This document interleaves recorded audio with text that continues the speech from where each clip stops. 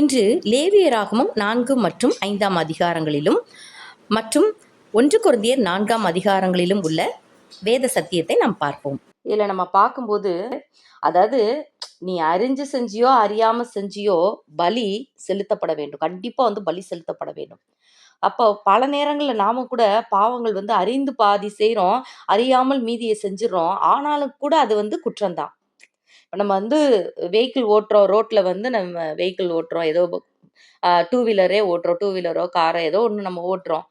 ஆனாலும் கூட நம்ம அந்த ரூல்ஸை மாற்றி ரூல்ஸை மீறி போனோன்னா, தெரிஞ்சு போகிறோமோ தெரியாமல் போகிறோமோ, மீறினதான் அபராதம் கொடுத்து தான் ஆகணும் இல்லை?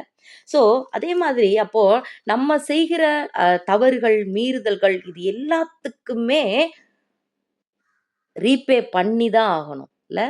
ரீபே பண்ணி தான் ஆகணும். ஹல்லேலூயா, ஹல்லேலூயா, ஹல்லேலூயா.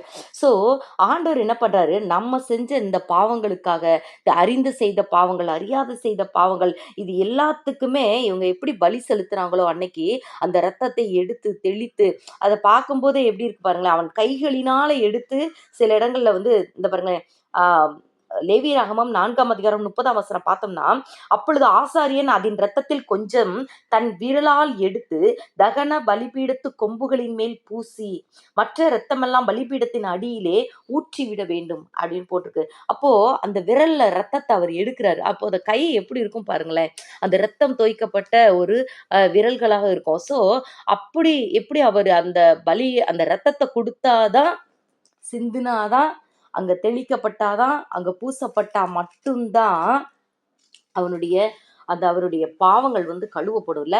அதே மாதிரிதான் நமக்காக சிந்தப்பட்ட இயேசு கிறிஸ்துனுடைய அந்த இரத்தம் மட்டும்தான் நம்முடைய பாவங்களை கழுவுது. இன்னும் நம்ம பார்த்தோம்னா, எப்படி இவங்க எல்லாருமே அந்த பலி மிருகம் இல்ல, பலி மிருகம் அது பழுதற்ற ஆட்டுக்கடா, பழுதற்றதா இருக்கணும். நம்ம செஞ்ச பாவத்துக்கு 3ஆம் வசனம் சொல்லுது, ஒருத்தன் பாவம் செஞ்சா தான் செய்த பாவத்தின் நிமித்தம் பழுதற்ற ஒரு இளங்காளையை பாவ நிவாரண பலியாக அவன் கொண்டு வர கடவன் அப்படி சொல்லி போட்டுருக்கு. அப்போ நம்ம செஞ்ச பாவம் இன்னொன்னு பாவமே செய்யல இல்ல, நம்ம செஞ்ச பாவத்திற்காக பாவம் செய்யாத ஒன்று அங்கே அடிக்கப்படுகிறது. அதனுடைய தலைமேல் கை வைத்து அவங்க சொல்வாங்கன்னு சொல்லிட்டு வேதத்துல சொல்லப்பட்டிருக்குது. அப்போ இன்றைக்கு கூட கர்த்தர் நமக்காக பலியிடப்பட்டிருக்கிறாரு. நம்ம இன்னைக்கு காளையோ ஆடு எதுவுமே வாங்கிட்டு வர தேவையில்லை. கர்த்தர் நமக்காக பழுதற்ற பலியாக இந்த உலகத்துல வந்தார் இல்ல. பாவிகளை ரட்சிக்க கிறிஸ்து இயேசு உலகத்தில் வந்தார். அப்படி வந்தார்ன்ற அந்த வார்த்தை நிமித்தமே அவரு வேற ஒரு இடத்துல இருந்து இங்க தன்னை முழுவதுமாக இங்கேயே வாழ்ந்தார் அப்படின்றது நமக்கு புரியுது. அப்போ பழுதற்றவராக அவர் வந்தாரு. நம்ம செய்ய வேண்டிய விஷயம் என்ன, அவருடைய தலைமையில் கை வைத்து நம்ம செஞ்ச பாவங்கள் எல்லாவற்றையும் சொல்ல வேண்டும். அதுதான் நம்ம செய்ய வேண்டிய விஷயம். இன்று கூட நம்ம பெருசா கொலை செய்யறது, கொள்ளையடிக்கிறது, அந்த மாதிரி பெரிய பெரிய காரியங்கள், தவறுகள் அதெல்லாம் நம்ம எதுவுமே செய்யறது இல்லை. ஆனாலும் கூட இங்க பவுல் சொல்லுகிற காரியங்களை பாருங்களேன். 1 கொரிந்தியர் 4ஆம் அதிகாரத்துல இதுல உள்ள காரியங்கள்லாம் நம்ம கிட்ட சில சில விஷயங்கள் இருக்கதா இருக்குல்ல. பவுல் சில காரியங்கள் சொல்றாரு. நீங்க எப்படி இருக்கணும் அப்படின்னு சொல்லும்போது, நான் உங்களிடத்தில் வரும்போது அடைந்தவர்களுடைய பேச்சை அல்ல, அதாவது இருமாப்பு அப்படின்ற ஒரு ஸ்பாவத்தை இங்க குறிக்கிறாரு. இன்னும் பாத்தீங்கன்னா இன்னும் நிறைய ஸ்பாவங்களை அவரு சொல்லுகிறத நம்ம பார்க்கிறோம். நம்ம நம்ம நம்ம செய்கிற சின்ன சின்ன பாவங்கள், அதாவது இருமாப்பு, கோபம், அகந்தை, பெருமை, மேட்டிமை, இப்படிப்பட்ட பல காரியங்கள், அது மாதிரி பிறரை பரியாசம் பண்ணுகிற காரியங்கள், விளையாட்டுக்குன்னு நினச்சிக்கிட்டு நம்ம செய்கிற சில பரியாசங்கள், அதெல்லாம் தவறானதாக தான் கர்த்தர் பார்ப்பார் இல்லை. அதை அறிந்தோ அறியாமலோ நம்ம கிண்டல் பண்ணுறோம்னு நினச்சிக்கிட்டு உண்மையிலே சில வேலைகளை நம்ம அந்த மாதிரி பண்ணிடுறோம். நான்லாம் பலது பண்ணியிருக்கிறேன். அதாவது குள்ளமாக இருந்தாங்கன்னா குட்டையன் அப்படி சொல்லுவோம். நம்ம சில பேர் காது கேட்கலன்னா செவிடி அப்படின்றவோம். டக்குன்னு விளையாட்டுக்கு சொல்லுவோம். நான் அந்த மாதிரிலாம் கூட படித்த ஒரு பொண்ணை கூட நான் சொல்லிட்டேன். அதுக்கு பிறகு அந்த பொண்ணு என்கிட்ட பேசவே இல்லை. ஏன் பேசலை, நான் விளையாட்டுக்கு தானே சொன்னேன், என்ன சொன்னேன்னு எனக்கே தெரியல. அப்போ அந்த மாதிரி நம்ம விளையாட்டுக்கு கூட நம்ம பரியாசமா சொல்லுகிற காரியங்கள் கூட அவர்களுடைய மனதை பாதிக்குமானால் அது நம்ம செய்கிற பாவங்கள் தான். ஸோ அப்படிப்பட்ட காரியங்கள் நம்ம கிட்ட இருக்குமானால் அதுவும் நம்ம என்ன செய்யணும், ஆண்டவர்கிட்ட அந்த ஸ்பாவங்களையும் ஆண்டவருடைய கல்வாரி சிலுவையில வைத்து, ஆண்டவரே நான் இந்த பாவங்கள் செய்கிறேன், இதெல்லாம் தவறு செய்கிறேன், எனக்கே தெரியுது, கொஞ்சம் வித்தியாசமா இருக்கு, இந்த ஸ்பாவங்களையும் என்னை விட்டு நீங்க நீக்கி போடுங்கன்னு சொல்லிட்டு நம்ம கண்டிப்பா நம்ம அதிலிருந்து நாம் திருந்த வேண்டியது அவசியமா இருக்கிறது. அப்ப இந்த வேதம் எதற்காக நமக்கு கொடுக்கப்பட்டிருக்குதுன்னா, ஒவ்வொரு நாளும் நம்ம மறுரூபமாகிக் கொண்டே வரணும். அந்த கிறிஸ்துவின் சுபாவத்துக்குள்ள அப்படியே பூரணராக கடந்து, கடந்து, கடந்து வந்துகிட்டே இருக்க வேணும். ஒவ்வொரு நாளும் ஒரு படி முன்னேற்றம். நம்முடைய சுபாவத்துல, கனி கொடுக்கிற காரியங்கள்ல ஒவ்வொன்றிலேயுமே நம்ம முன்னேற்றம் அடைந்து கொண்டே வரணும். இங்க பவுலே என்ன சொல்றாரு பாருங்களேன், "என்னிடத்தில் நான் யாதொரு குற்றத்தையும் அறியேன்." இப்ப நான் அப்படி செக் பண்ணி பார்த்தேன்னா, என்ட்ட நான் ஏதோ தப்பு செஞ்ச மாரி, பாவம் செஞ்ச மாரி எதுவுமே இல்ல. எனக்கு அப்படி எதுவும் இல்ல. நான் ஃப்ரெஷ்ஷா, ஃப்ரீ மைண்டடா நான் இருக்கிறேன். ஆகிலும் பாருங்களேன், ஆகிலும் அதினாலே நான் நீதிமான் ஆகிறதில்லை. என்னை நியாயம் விசாரிக்கிறவர் கர்த்தரே. எனக்கு தெரியலப்பா. நான் சில பாவங்கள் செஞ்ச மாரி எனக்கு இப்ப தெரியல. நான் நான் செக் பண்ணி பார்க்கும்போது குற்றம் எனக்கு தெரியல. ஆனா கூட எனக்கு தெரியலன்றதுக்காக நான் ரொம்ப கரெக்ட்டா இருக்கேன்னு கிடையாது. கர்த்தர் தான் என்னை நியாயம் தீர்க்கிறவர் அப்படின்னு சொல்றாரு. அப்போ பவுல் ஆனானப்பட்ட பவுலே அப்படி சொல்றாரு. பவுல் இன்னொரு இடத்துல சொல்லுவாரு, "நான் பொய் சொல்லுகிறது இல்லை என்று தேவன் அறிவார்." அப்படின்னு சொல்றாரு. அப்போ அவ்வளோ தூரத்துக்கு கர்த்தருக்குள்ள இருக்கிறவரே அவர் என்ன சொல்றாருன்னா, நான் வந்து செய்யல. நான் யாதொரு குற்றத்தையும் அறியலை. என்னிடத்துல இந்த குற்றம் இருக்குன்னு எனக்கு தெரியல. அதுக்காக நான் வந்து 100% பெர்ஃபெக்ட் கிடையாது. என்னிடத்திலும் சில காரியங்கள் இருக்கும் அப்படின்னு சொல்றாரு. அப்ப இதே மாரி தான் நாமும் கூட நம்ம ஆண்டவர் சமூகத்துல உட்கார்ந்துட்டு, நமக்கு தெரிந்த பாவங்கள் அதெல்லாத்தையும் வந்து ஆண்டவரிடத்துல சொல்லணும். இந்த காரியங்கள், இந்த சுபாவங்கள், இந்த குணாதிசயங்கள்லாம் இருக்கு ஆண்டவரே, இது எல்லாத்தையும் மாற்றி போடுங்க. அப்படின்னு சொல்லிட்டு நம்ம கேட்கணும். அதோடு கூட ஆண்டவரே, இன்னும் எனக்குள்ள மறைவாக என்னென்ன பாவங்கள் இருக்கோ, அந்த பாவங்களையும் நீக்கி போடுங்க அப்படின்னு சொல்லிட்டு ஆண்டவரிடத்துல கேட்கணும். இப்ப நம்ம ஒரு ஜூஸ் குடிக்கிறோம். அதுல ஐஸ் கியூப்ஸ் போட்டு குடுக்குறாங்கன்னு வச்சுக்கோங்களேன். அந்த ஐஸ் கியூப்ல சில ஐஸ் கியூப் தான் மேல ஃப்ளோட் ஆகும். சிலது உள்ளுக்குள்ள அமுங்கி இருக்கும். உள்ளுக்குள்ளேயே இருக்கும். இல்ல ஃப்ளோட் ஆக முடியாம உள்ள இருக்கும். அப்போ அதே மாதிரி தான் பாவங்கள் சிலது வெளியரங்கமா வெளியில தெரியும். நமக்கே நல்லா தெரியும். மத்தவங்களுக்கும் தெரியும். ஆனா சிலது மறைந்திருக்கிற பாவங்களும் உண்டு. ஸோ, அந்த சுபாவ கோளாறுகள், அந்த பாவங்கள் இது எல்லாத்தையும் ஆண்டவருடைய சமூகத்துல உட்காந்து கேட்கணும். ஆண்டவரே நீங்க எனக்கு வெளிப்படுத்துங்க. நான் அறிந்தோ அறியாமலோ செஞ்ச பாவங்கள் என்ன? இன்னும் எனக்குள்ள இருக்கிற உங்களுக்கு பிடிக்காத விஷயங்கள் என்னென்ன இருக்கு ஏசப்பா?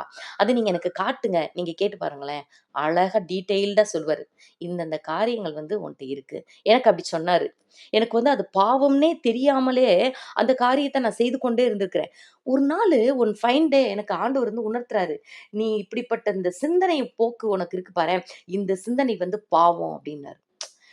எனக்கு அப்பதான், ஓ! இது தவறா? அப்படின்னு தெரிஞ்சு, நான் ஒப்பு குடுத்தேன். அதுக்கடுத்து என்னுடைய வாழ்க்கையில, ஆவிக்குரிய வாழ்க்கையில ஒரு பெரிய ரிலீஃப் கிடைச்சுச்சு. ஆனா, இவ்வளோ நாள் இந்த குப்ப தான் அடைச்சிருந்துச்சா? இந்த ஒரு அற்பமான காரியம் தான் அடைச்சிருந்துச்சா? அது ஒண்ணும் பிரயோஜனம் இல்லாத ஒரு சிந்தனை. இந்த சிந்தனை தான் என்னை அடைச்சிருந்ததா? அப்படின்னு நான் ரொம்ப வருத்தப்பட்டேன். ஸோ, அதே மாதிரி தான் இன்னும் கூட என்கிட்ட இருக்கு. நான் பெர்ஃபெக்ட்ன்னு சொல்ல வரல. என்னிடத்திலும் சில காரியங்கள் இருக்குது. அப்போ ஒவ்வொரு காரியங்களையும் நம்மகிட்ட இருக்க காரியங்கள அனுதினமும் நம்ம சொல்ல சொல்ல ஆண்டவர் நமக்கு காட்டி குடுப்பாரு. இது சரியில்ல, அது சரியில்ல. அப்போ அது எல்லாத்தையும் நம்ம திருத்துவதற்கு ஆண்டவரிடத்துல இன்னும் பலப்படுவதற்கு அது ஏதுவாக இருக்கும். அதாவது ஒரு குழாயில தண்ணி வருது. நல்லா ஃபோர்ஸா தண்ணி வந்துச்சுன்னா, அதுல பிளாக்கே இல்லன்றது நமக்கு தெரியும்.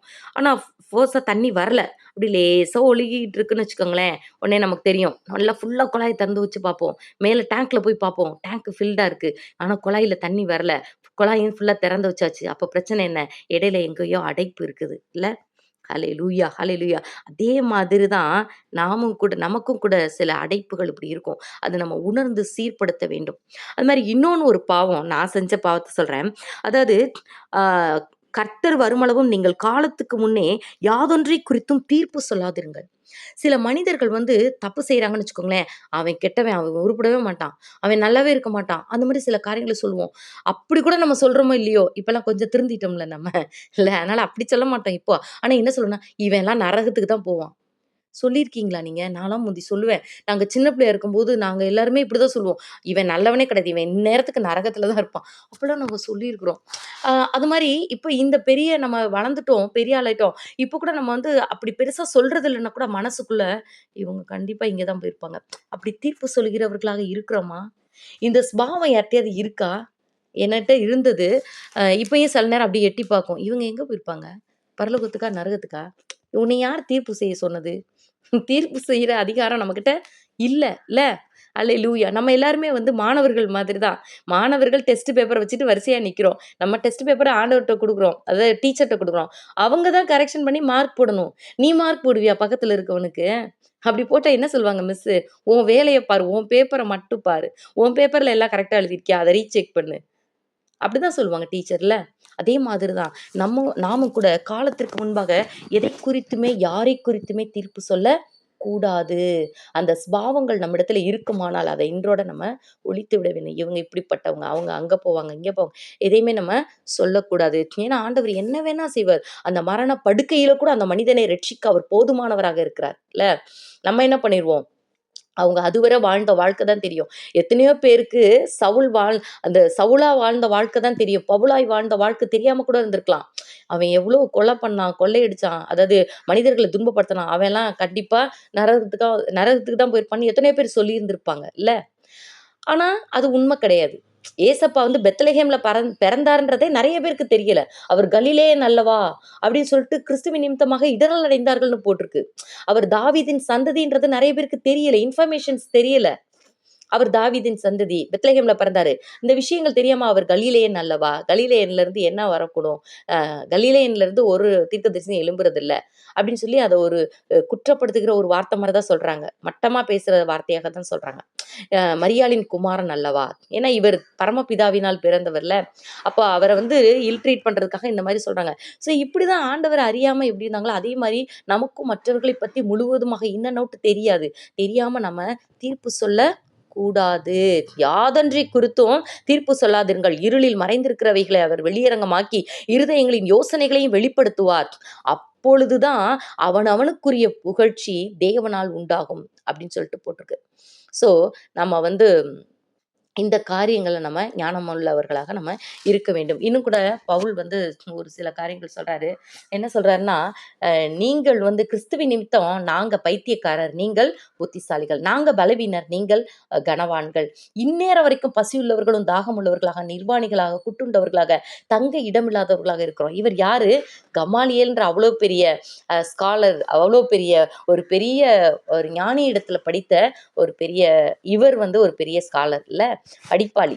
அப்போ அப்படிப்பட்டவர் தான் அ அந்த காலத்திலேயே குதிரையில வந்து இது பண்ணவர் தான். அவ்வளோ பெரிய ஆளு தான். ஆனா, அவரு எப்படி என்ன சொல்றாரு பாருங்க. தன்னை பத்தி "பசி உள்ளவர்களும், தாகம் உள்ளவர்களும், நிர்வாணிகளும், குட்டுண்டவர்களும், தங்க இடமில்லாதவர்களுமாய் இருக்கிறோம். எங்கள் கைகளினாலே வேலை செய்து பாடுபடுகிறோம். வையப்பட்டு ஆசீர்வதிக்கப்படுகிறோம். துன்பப்பட்டு சகிக்கிறோம். தூஷிக்கப்பட்டு வேண்டிக் கொள்கிறோம்." இந்த சுபாவங்கள் நம்மகிட்ட இருக்கா? தூஷிக்கப்படும்போது அவர்களுக்காக வேண்டிக் கொள்கிறோமா? நம்ம வையப்படும்போது திரும்ப வையிறோமா? என்னை 8 கேள்வி கேட்டா, நான் 2 கேள்வியாவது நறுக்குன்னு கேட்பேன். அப்படி பட்டய குத்துகள் போல நம்ம நாவை ஷார்ப்பாக்கி அவங்கள குத்தி கிழிக்கிறோமா? இல்லன்னா, நாம வையப்படும்போது அவர்களை ஆசீர்வதிக்கிறோமா? நம்மகிட்ட எப்படிப்பட்ட சுபாவம் இருக்கு? இன்றும் நாம மத்தவங்கள அப்படியே அ அ குத்தி பேசுகிறவர்களாக, அவங்களுக்கு நான் இந்த வார்த்தை பேசினா, அவங்க காயப்படுவாங்கன்னு தெரிஞ்சும் பேசுகிறோமா? அந்த சுபாவங்கள் நம்மகிட்ட இருக்கா? அத நம்ம மாற்றிக்கொள்ள வேண்டும். ஆமென். ஹல்லேலூயா. என்னையும் சேர்த்து தான் சொல்றேன். தயவுசெய்து என்னையும் சேர்த்து தான் சொல்றேன். ஹல்லேலூயா, ஹல்லேலூயா.